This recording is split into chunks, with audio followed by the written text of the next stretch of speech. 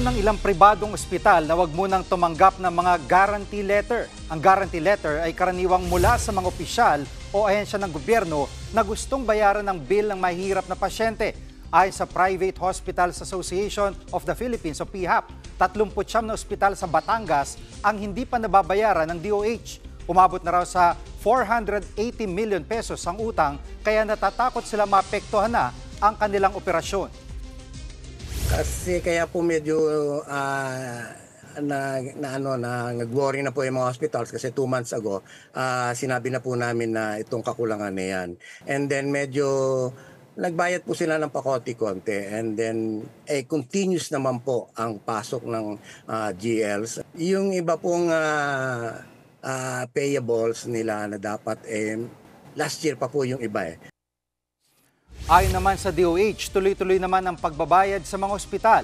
Mas mainam daw na timbangin ng mga pribadong ospital ang kakayahan ng mga pasyente na magbayad. Pwede naman daw i-admit sa ward o di kaya i-refer sa mga pampublikong ospital ang mahirap na pasyente. Mga kapatid, Jig Manikad po, pagdating sa mahalagang balita sa loob at labas ng bansa, dapat una sa lahat, mag-follow at mag-subscribe na sa social media pages ng News 5.